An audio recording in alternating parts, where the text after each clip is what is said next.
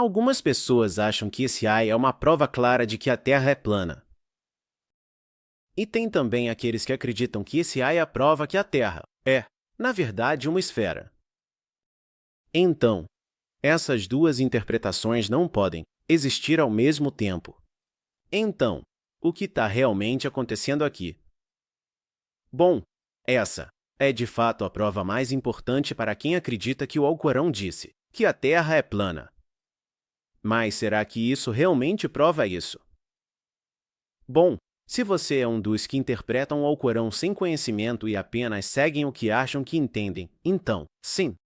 Mas se você tem o conhecimento ou revisou a compreensão adequada desse aia e o que os estudiosos disseram, então você vai perceber que esse aia, na verdade, não prova nada. Mas, como? Quer dizer, olha a tradução. Está, claramente, afirmando que está espalhada. Até a palavra sutirra, em árabe, compartilha a mesma raiz que musata, lano ou achatado. O que tem aqui que precisa de interpretação?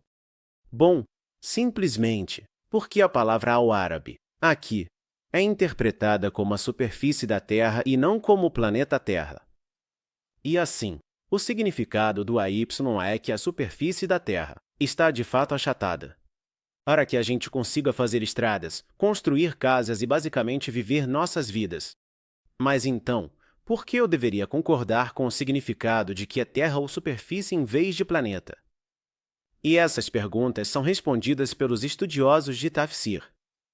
Por exemplo, o que a gente lê no Tafsir de Ibn Ashur, que afirma que a palavra al-Arb tem dois significados no Alcorão, um significado geral e um específico. O significado geral diz respeito à Terra, como um todo, um planeta criado por Allah. E o outro, significado mais específico, diz respeito à Terra ou ao solo observável em que você está, em pé.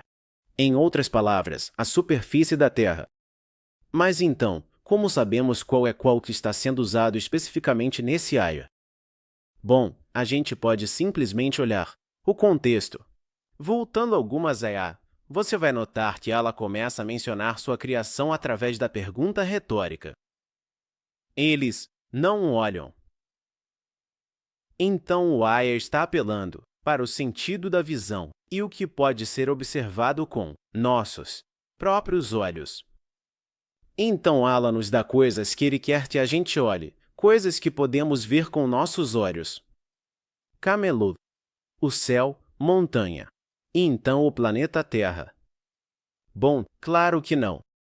Isso não faz sentido porque não se refere ao planeta, mas sim à parte específica que as pessoas podem realmente observar da Terra, que é a sua superfície, a Terra ou até onde você consegue olhar, tornando a superfície plana o suficiente para a gente conseguir construir, andar, se mover e viver nossas vidas. E com certeza não se refere ao significado geral como o planeta Terra. Por que isso estaria completamente fora de contexto e não estaria alinhado com as outras coisas que ela mencionou no contexto? Agora, se a gente comparar isso com a outra aia em questão, dá para ver diretamente que a aia começa estabelecendo o significado geral. Ele criou os céus e a terra, com verdade. Então, Allah está falando sobre sua criação como um todo, não um significado específico.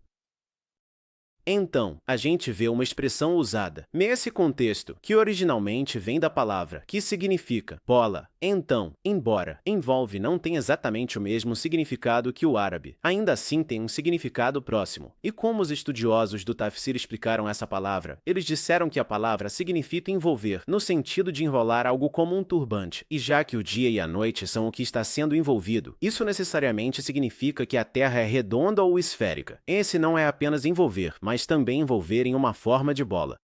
E como o que está sendo envolvido é o dia e a noite, isso significa necessariamente que a Terra é redonda ou esférica. Esse não é apenas envolver, mas também envolver em uma forma de bola.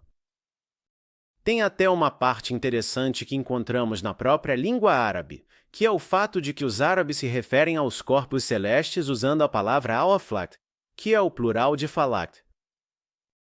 Astronomia. Em árabe é até chamada de al-falak. Agora, a palavra falak significa uma órbita, mas, também, significa uma esfera, e os árabes a usam em muitos contextos diferentes quando se referem a algo. Isso é redondo. E essa informação, na verdade, não é nada nova. É o que os estudiosos muçulmanos sempre souberam. Por exemplo, o mapa de Mamun datado do século II, que é um mapa feito por um grupo de estudiosos muçulmanos a pedido do califa, Al-Ma'mun, no século II. Isso mostra, sem dúvida, que os estudiosos muçulmanos mais antigos, já no século II, sabiam que a Terra era uma esfera. Não só isso, outro estudioso muçulmano, Al-Bairuni, no século IV, conseguiu calcular com precisão o diâmetro de todo o globo, matematicamente. Na verdade, há ijma', ou um acordo unânime entre os estudiosos do Islã, de que a Terra é uma esfera. Isso inclui Ibn Baz e Ibn Taymiyya como exemplos, e tem muitos outros estudiosos com a mesma opinião. Finalmente, se você ainda não está totalmente convencido, o que acontece agora? Bom, absolutamente nada. Esse é o tipo de conhecimento que você não vai ser questionado sobre. O mais importante é que isso não deve ser um ponto de discórdia entre os muçulmanos. Isso não afeta a nossa oração, adoração ou qualquer coisa do tipo.